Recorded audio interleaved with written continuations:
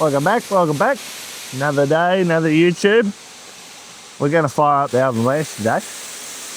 We're just going to lock and load it. Jimmy's here with his brand new John Deere jacket. Where did that come from, Jimmy?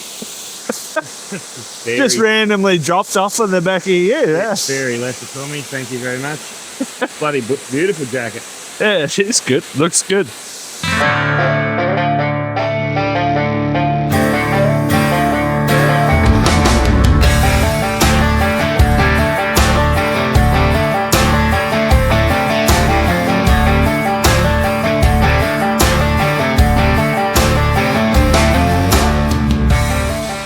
Basically, what we're doing is priming the dryer so it's full of grain before we start the burners and the airflow. So this is my handwritten notes for what I've done in the past, but we're basically running the dryer. We've got opened the silo to 5 seconds open, and we're running the drag at 50%. 50%, and the little S1 inlet is open at the right right slide. Yeah, so it's an electric slide, unlike most silos. You have to pull a handle on them.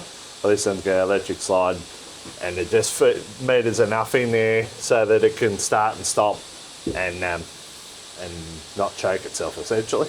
Yeah, start. When this fills up, it stops, wait for that to drag down, and then starts. Yep. So it's on off all day. As the dryer uses it, it just refills its requirements. So at the moment it's 5 degrees outside, which it feels like that, hence the reason I'm wearing a rain grain beanie, which you can't get on the store anymore. I've run out. If you want a beanie, let me know and I'll order some more. Yeah. So it's going to take, how long will it take for it to fill the about 25 minutes. 25 minutes, yeah. So we're going to run the, put the monitor on and set that number to 100. And that will stop it when it gets around to the cold fan area. Then we'll fire up the heat and get it going, and then we'll start moving it through the cold fan area. Yeah. So I'll run the trace can run at 50% to fill it quicker. Yep. Well, we'll go and show them. For those who haven't seen the Alvan Blanch, we'll go and show them exactly how it works, but yeah. Trace at 50, not the hot fan. Yeah, they do 50 on the hot fan. Might be here a while. You can see it's slowly filling up there.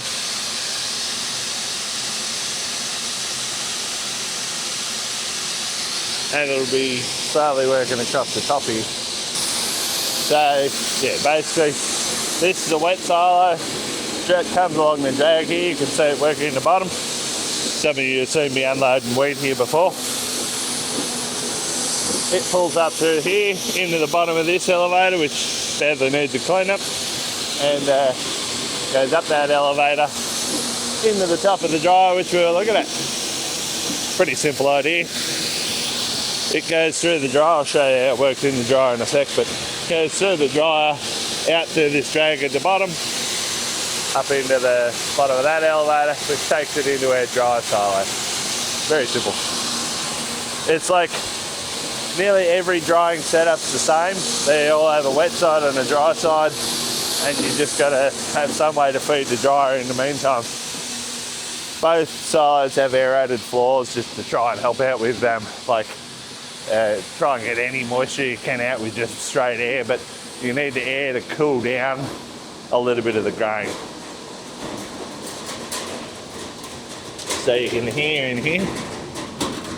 That's the trace, what we call the trace chain. The trace chain's slowly moving along, just filling the dryer with corn.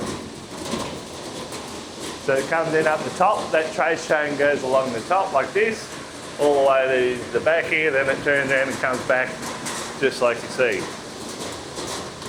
Basically anywhere where these doors are, that we're looking through, that's the cooling area. Everything after that is the heating area.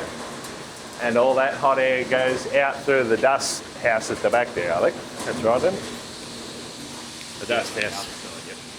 Yeah. Yeah, that's right. So it's got its straps on the other side, and yeah, all the heat and this dry heat gets recycled back through the dryer. Yeah, that's right. Yeah, so This is like the second half, and then that heat comes out here and can be reused by the burners and the burner fan, which is just in here. We'll fire them up in a little bit. But yeah, there's 2 burners in there. Big flame. Big flame. Anyway, that's basically how it works. So there's a hot side. You need a heat grain to dry it out, but you also need a cool grain to stop it pulling the moisture back in when it does cool down. We'll get it down to like 30 degrees and then put it in the silo. The silo will drop it the next 10 or 15 or whatever it needs to. Both silos 1500 tonne, because this is such high moisture, 22 to 24% some of it. It's gonna take a long time to do it all. Will be, yeah, could be 15 tonne an hour across 24 hours. You do the sums, but it's gonna take us a while to do. Yeah, it's roughly 3,000 tonne, somewhere there. I have to do the quick maths. 170 hectares times. It's going about 17 to 18 tonne at the moment. So this that I'm opening here is the dust house. So the dust house, essentially all the dust that comes with the hot air comes over here, through here. The dust hits this, drops, fills this area with dust. All the rest of the hot air comes underneath this flap and back out the top. It's surprisingly effective at getting bees wings out of corn, which is a big thing. The bees wings are that pink stuff you see in corn. Oh no, closing up there. But yeah, so they're the hot exhaust ports there. Anyway, that's enough explanation. If you want to find out more about him, look up Alvan Blanch Australia. He's on all the social medias. Jim's the salesman. Does a very, very good job. This whole dryer setup was pretty much started off at his service, and he's been very good in the after sales service as well. So look up Alvan Blanch Dryers Australia. Jim will sort you out. But we have no complaints with the dryer. It's very, very good. So running at a bed depth of 350 mil, so that's how deep the grain is as it's coming around on the trace. But you can adjust that with this rod looking system here if you want to. Jack. Yeah, it's a jack. They're just buttoning up the bottom of this. Just buttoning up the bottom of this elevator. They need to be cleaned out pretty regularly. There's a bit of water gets in there. Jim has just instructed me that it's actually got a bit of a leak around there. We need to get in there with the silicone when it dries up a bit. It's just a bit wet at the moment because of the dew and whatever. This is fresh in that bloody cold there. This sun's glorious. Right, corn's coming into the cooling fan here now, so it's primed, locked and loaded. We're going to start up both the heater fan and the heaters, the dryer, and then the cooling fan as well, and just sit them still for a little bit, and that'll give it time for the first batch to actually get dried before it goes over the cooling fan side of the dryer. Yep, she's good to go. Oh, snagged on the door latch. Shutting down. Trace chain monitor's done, so reset that. Change that back to 146. And don't have that on because otherwise it will stop. Yep. So little yellow dots around to the cold fan and it's stopped. That's where it's full. Well, yeah, I can't see anything because of the bloody thing. Yeah, so it's like it follows its way around the whole way, so you can trace like one full turn. If you make an adjustment and your moisture's not quite right, you know when it's done, it's full. Let's start the hot fan. Yep. You start at the back here.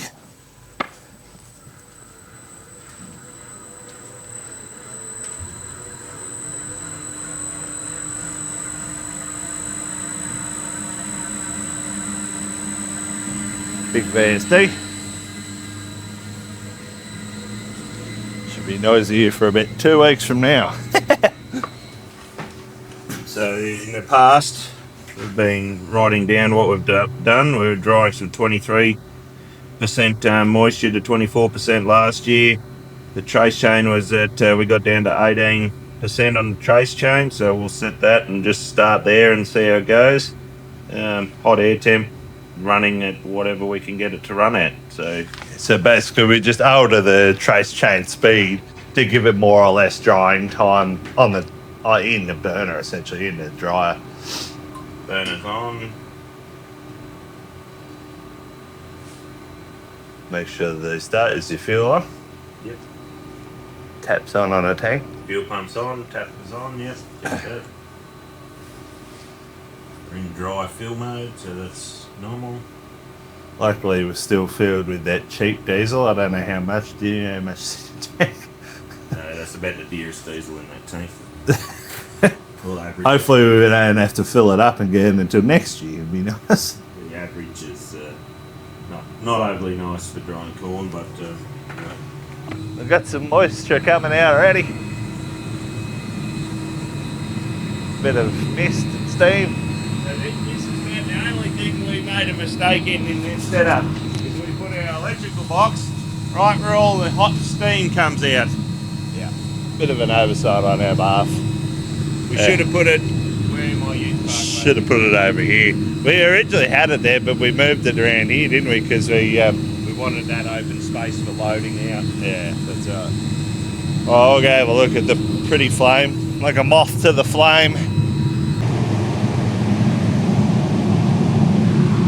Fans up the back there. Burner's blowing straight into the intake of it.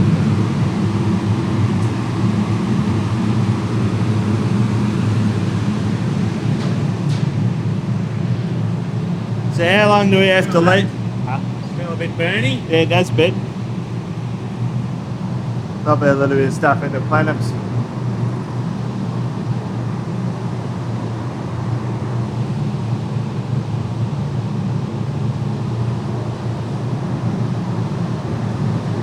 There's probably a bit of stuff around the burners.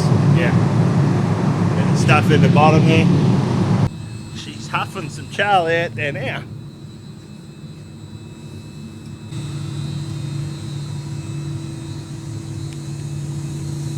Just slowly filling the dry, add the cool part of it now, and then we'll turn the drag on and should be going up into the silo. Plenty of moisture coming out anyway, this cool morning.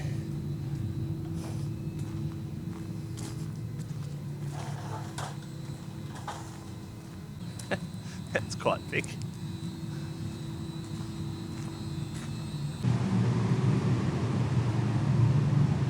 Slowly creeping along on the cold side here.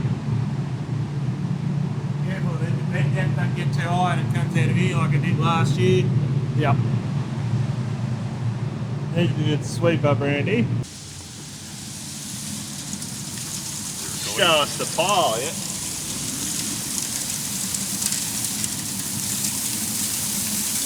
So today only Nerane grain special.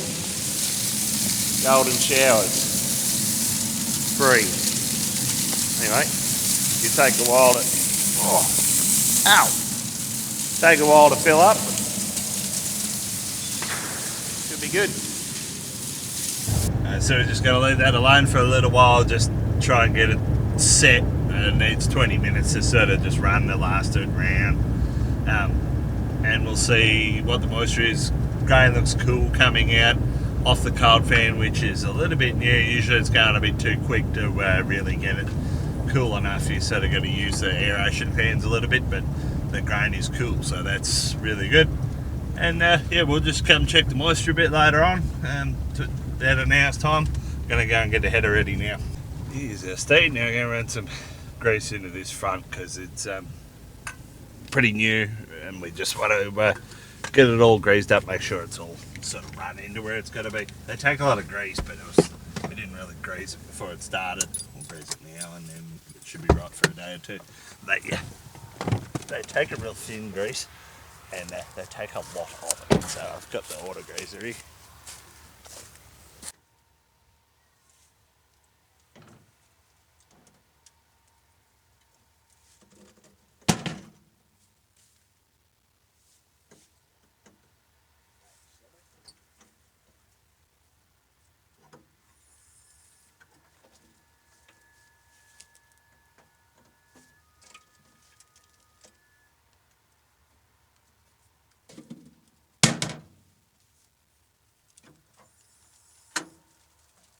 Definitely going to need to blow off first. Jeez, there's some trash under there after one day.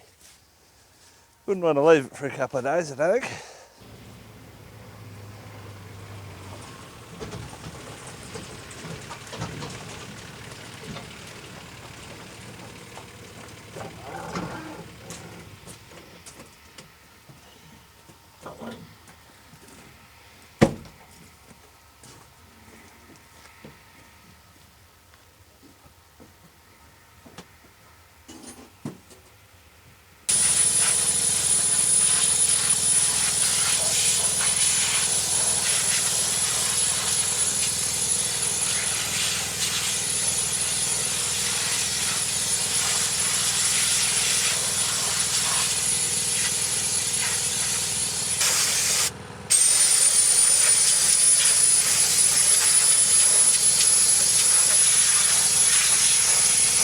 Right, we're going to leave them with that. It's pretty much ready to go there now.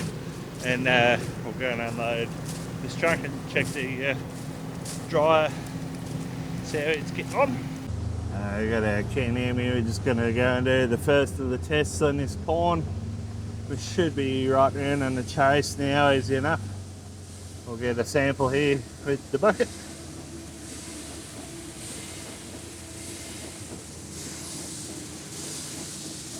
I wonder where our pipe is. Great question. Wet in a bucket and that'll be right. Oh, dang.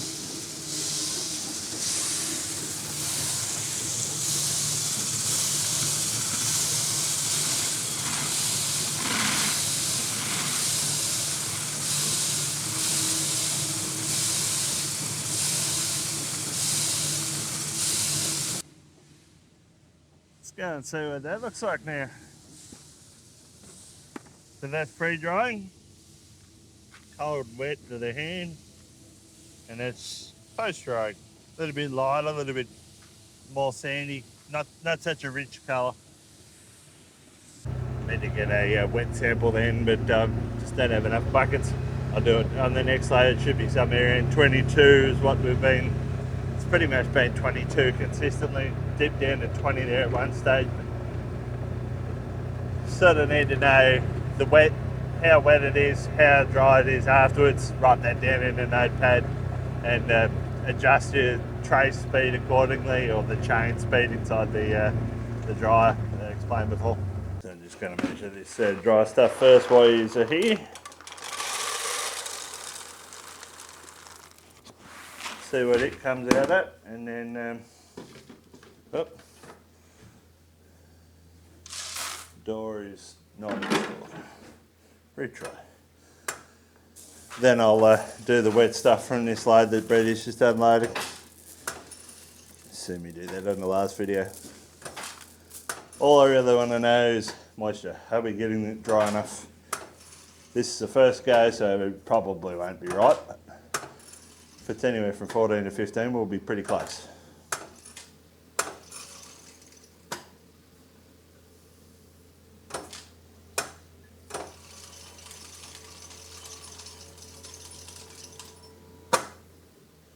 What do we got? 13.1, beautiful. That is perfect. We'll speed the trace up just a little bit, give it a bit more hope. 13.1 is a great start, puts a nice dry layer at the bottom. Better than 16 or 15. 14 is ideal, 13's not bad. Pretty happy with that. Pouring back in the Harley.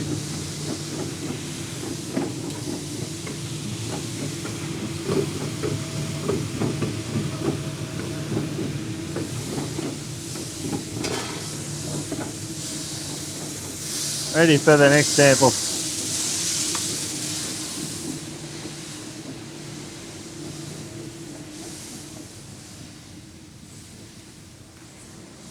Now I'll just speed the trace up. We'll take a trace to 20 from 18. Got 67.6 coming through there. Hot air's at 110. It's all looking pretty good. To 20 coming out of there. Should be pretty good. Come back in a couple more hours and have another go. I'm going to just write down some of these markings on a non-existent bit of paper here. Surely there's a notepad here somewhere. And we'll come and retest a bit later on. I'll leave you with some drone footage of the header,